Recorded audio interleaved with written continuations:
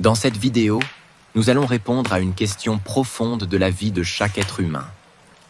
Pourquoi est-ce qu'il nous arrive de répéter les erreurs tout au long de notre vie? Au cours de notre vie, nous avons parfois l'impression de revivre le même type d'expérience négative. Par exemple, vous entretenez toujours des relations amicales ou amoureuses avec des personnes qui finissent par vous faire souffrir ou qui finissent par vous abandonner. Ou alors, vous avez résolu de devenir une meilleure version de vous-même. Vous voulez gagner plus d'argent. Vous voulez prendre plus soin de vous. Vous voulez améliorer tel ou tel aspect de votre vie. Mais au bout d'un moment, vous revivez les mêmes déceptions et les mêmes frustrations. Ou encore, vous vous êtes engagé dans une activité ou une collaboration dans laquelle vous voyez une opportunité pour vos ambitions. Mais au final, vous vous rendez compte que vous n'auriez jamais dû vous y engager. Vous vous sentez inévitablement malheureux à cause de ces échecs et de ces infortunes qui semblent se répéter. Vous avez l'impression qu'il y a comme une force invisible qui vous pousse à retomber dans les mêmes travers, qui vous pousse à rencontrer le même type de personnes toxiques, à reproduire les mêmes erreurs dans les affaires. Vous vous sentez comme piégé dans une dynamique de malchance. Pour répondre à la question de savoir comment faire pour ne plus retomber dans les mêmes erreurs, la première étape consiste à découvrir les dynamiques profondes et insoupçonnées qui sont à l'origine de nos schémas négatifs et répétitifs. 3 forces majeures gouvernent et influencent nos actions, nos choix et nos décisions. Tant que nous les ignorons, nous sommes destinés à continuer de lutter contre nous-mêmes. Si nous n'en tenons pas compte, nous serons peut-être condamnés à répéter les mêmes erreurs tout au long de notre vie. La première force qui nous gouverne tout au long de notre vie est notre caractère. Ce mot très simple est d'une profondeur redoutable dans l'étude de la nature humaine. Le caractère est la force latente en nous qui nous pousse à répéter les mêmes actions et à reproduire les mêmes schémas au cours de notre vie.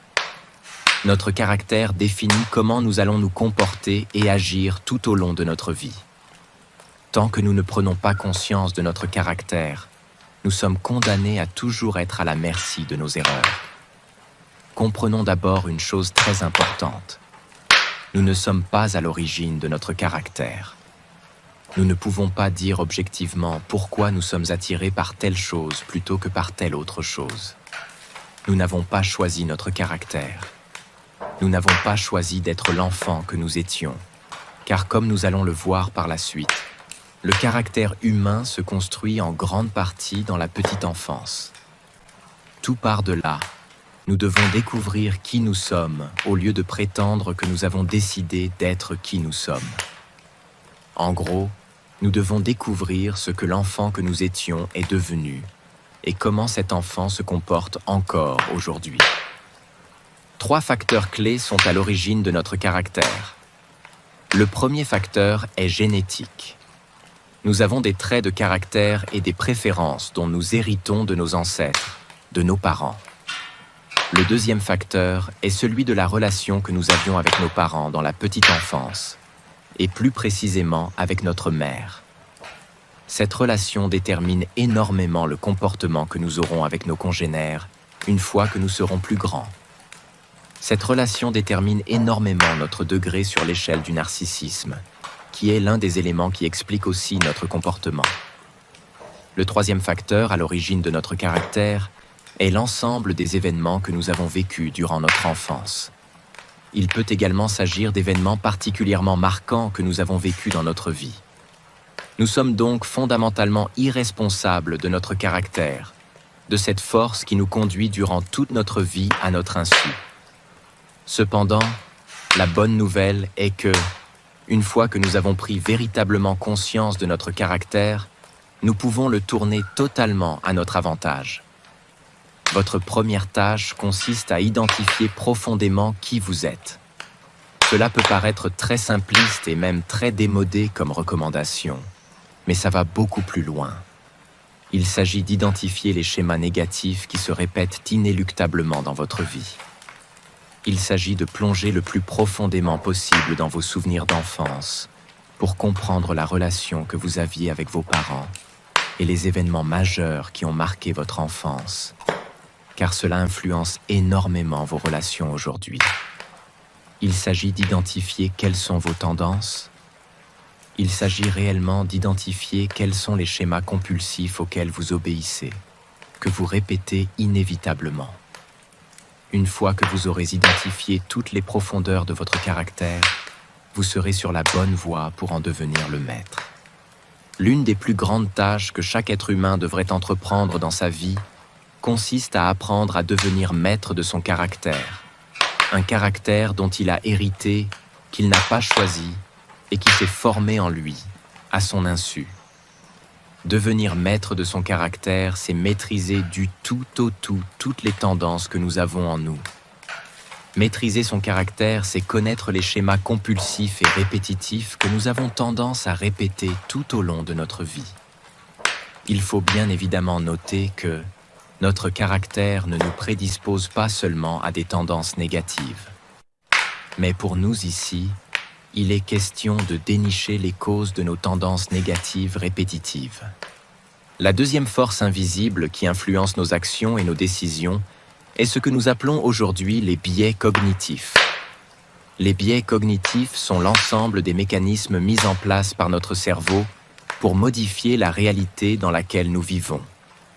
Ce sont des astuces habilement conçues par notre cerveau pour nous éviter de connaître la souffrance et pour nous faire trouver du plaisir.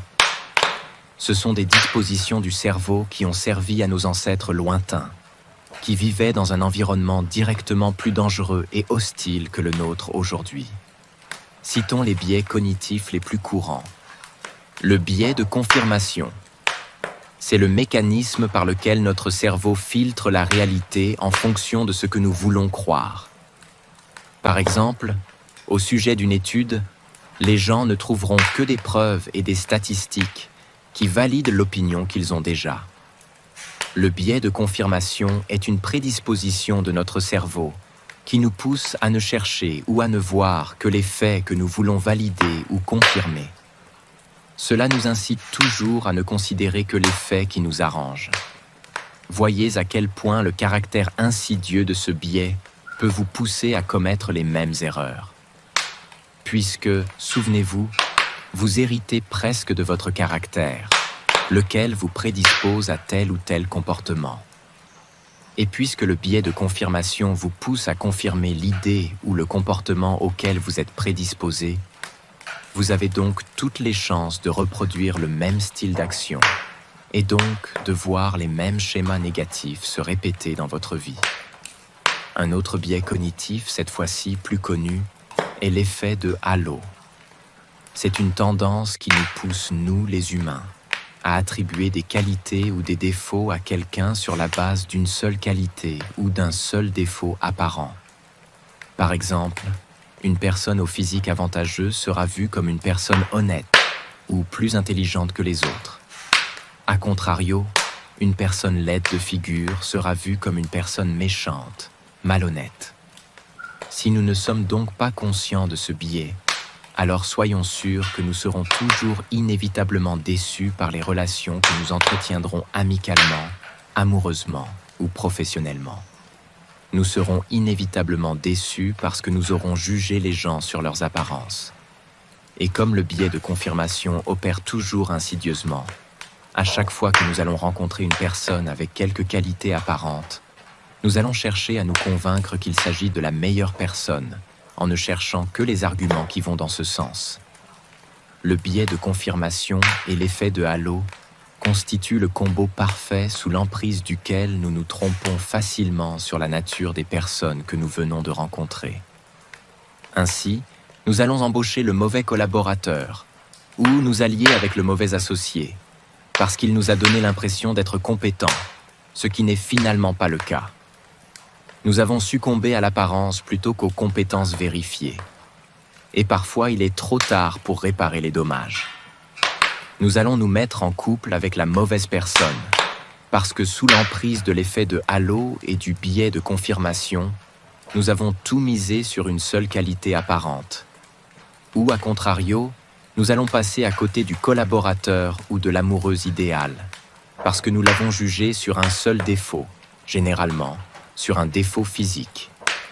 Voyez-vous, en étant seulement sous l'effet de ces deux biais cognitifs, il n'est pas étonnant que vos relations se terminent toujours en fiasco. Un autre biais cognitif majeur est celui de la négativité. L'être humain a plus tendance à remarquer les choses négatives que les choses positives. Autrement dit, ce sont les aspects négatifs des choses qui retiennent le plus notre attention. Par exemple, nous serons plus touchés par des critiques que par des félicitations. Sur les réseaux sociaux ou à la télévision, nous portons beaucoup plus notre attention vers des informations négatives que vers des événements positifs. C'est même ce biais qui nous pousse souvent à nous concentrer beaucoup plus sur les aspects négatifs de notre vie que sur les aspects positifs. C'est aussi la raison pour laquelle, dans cette vidéo, nous nous intéressons beaucoup plus aux aspects négatifs des biais cognitifs et du caractère. Heureusement, nous sommes conscients de cela et nous savons évidemment qu'il n'existe pas que des aspects négatifs de notre caractère et des biais cognitifs. Nous disons seulement que, tant que nous les ignorons, ces forces invisibles peuvent nous condamner à répéter les mêmes erreurs et nous empêcher de ce fait d'atteindre le bonheur que nous souhaitons tant. Pour éviter d'être sous l'emprise du biais de négativité, nous devons toujours considérer l'ensemble du tableau devant une situation donnée. Au-delà de notre tendance habituelle à ne voir que les aspects négatifs, nous devons également considérer les aspects positifs. Ce qu'il faut comprendre à propos de cette deuxième force invisible, c'est que, en fonction de la compréhension profonde que nous avons des biais cognitifs, nous serons en mesure de nous y soustraire et de ne donc pas agir sur la base d'une réalité déformée. Dans de prochains contenus, nous traiterons des biais cognitifs de façon plus étendue.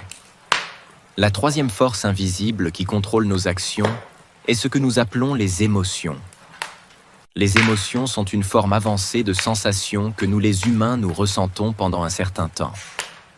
L'histoire de l'origine des émotions chez l'être humain démontre l'utilité que cela avait pour nos ancêtres. C'était un outil de survie et de communication très adapté à leur environnement. Les émotions ont toujours d'ailleurs un aspect très positif de nos jours. C'est tout de même à nos émotions que nous devons la sensation et le sentiment d'être heureux dans la vie. Pour en venir au fait, disons qu'il existe une zone spécifique de notre cerveau qui est particulièrement active lorsque nous sommes sous l'emprise des émotions. C'est le cerveau limbique. C'est le siège de nos émotions. Il existe également une zone qui est particulièrement active lorsque nous nous adonnons à une activité de réflexion ou d'apprentissage. C'est le néocortex, qui est le siège du raisonnement logique.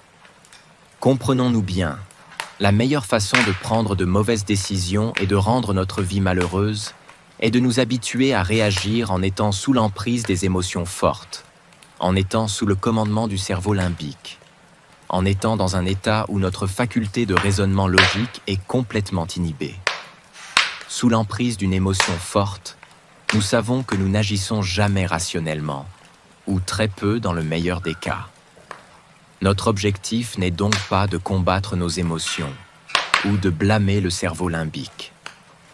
Il faut plutôt comprendre que l'état dans lequel nous nous trouvons lorsque nous ressentons une émotion forte n'est pas un état qui est propice à la prise de décision. Nous devons donc éviter de prendre des décisions stratégiques et importantes pour nous à ces moments-là. Une fois que nous connaissons les forces qui déterminent et influencent la nature de nos actions, de nos choix et de nos décisions, que faut-il faire? Eh bien, notre principale tâche consiste à pratiquer l'art de l'auto-observation à tous les niveaux. En interrogeant notre caractère lorsque nous voulons prendre une décision, nous devons nous assurer qu'il ne s'agit pas d'un schéma négatif ou d'une mauvaise tendance qui est en train de vouloir se réaffirmer. Si tel est le cas, nous devons prendre du recul jusqu'à ce que nous ayons trouvé les moyens d'inverser la tendance. En nous servant de nos connaissances sur l'effet des biais cognitifs, nous avons la capacité de voir la réalité telle qu'elle l'est vraiment. Pour nous extirper du pouvoir des biais cognitifs, nous devons toujours interroger l'origine réelle de nos intentions. Nous devons apprendre à faire la différence entre la bonne raison et la vraie raison. La vraie raison est ce qui motive réellement nos actions. C'est elle qui nous intéresse. Nous devons la chercher sans la juger. Ce que nous en ferons dépendra de nous. Interrogez-vous toujours sur la vraie raison de vos actions. La bonne raison nous sert souvent de façade, mais, à force de la mentionner, nous finissons souvent par croire qu'il s'agit de la vraie raison. Pour trouver la vraie raison, dénichons ce qui nous motive réellement, secrètement même. La plus grande tâche que nous avons en tant qu'humains est de s'observer et de se connaître réellement. Nous devons faire une introspection sans jugement, dans le seul but d'apprendre réellement sur nous-mêmes. Nous ne disons pas que nous ne devons ménager aucun effort pour changer quelques traits de caractère que nous n'apprécions pas. Ce que nous disons, c'est que, avant de changer quoi que ce soit, nous devons d'abord réaliser pleinement qui nous sommes. Cela implique de connaître nos points forts et nos points faibles, de connaître nos tendances positives et nos tendances négatives. En ce qui concerne ce que nous savons des émotions, nous avons évidemment compris que nous devons réduire le nombre de décisions que nous prenons lorsque nous sommes sous l'emprise d'une émotion forte. En adoptant cette disposition d'esprit, vous verrez qu'il vous sera de plus en plus facile de prendre les meilleures décisions. Bien sûr, la vie est complexe par nature et vous n'êtes pas totalement à l'abri des circonstances malheureuses. Mais même dans ces cas-là, vous manifesterez une lucidité et une présence d'esprit supérieure. Vous ne réagirez pas bêtement aux événements. Vous agirez suprêmement avec une précision quasi surhumaine. Et même, vous ne manquerez pas d'inspirer et de marquer les gens autour de vous. Dans votre famille, au travail, avec vos amis, vous serez devenu une référence incontournable lorsqu'il s'agira de prendre une décision importante. Mais la meilleure nouvelle, c'est que vous serez capable d'atteindre réellement vos objectifs et vous serez en mesure de réussir dans la vie. De manière générale, lorsque vous aurez compris les lois de la nature humaine, vous saurez comment vous fonctionnez et vous saurez comment fonctionnent les autres. Vous verrez qu'avant de parler d'astuces secrètes et de tips par-ci par-là pour réussir, le fait de connaître les lois de la nature humaine est de loin l'une des connaissances suprêmes qui vous prédisposera au succès. Aussi, si vous vous surprenez en train de retomber dans certains schémas négatifs, essayez de rechercher profondément la cause en vous. Quand vous y parviendrez, au lieu d'être dégoûté de vous-même, sachez faire preuve d'indulgence et comprenez que vous avez fait un grand pas. En ce moment, le plus important est que vous ayez pu identifier la cause. À la place de l'autoflagellation, vous pouvez pratiquer l'autodérision. Parfois, rire de vous-même vous permet de prendre de la hauteur vis-à-vis d'une situation embarrassante et de comprendre ce qui vous est réellement arrivé. Enfin, comme toute activité humaine, la perfection vient avec la pratique. C'est en pratiquant l'art de comprendre les lois de la nature humaine que vous vous améliorerez. Avec le temps et la volonté profonde d'apprendre, vous allez passer maître dans l'art de réussir dans la vie.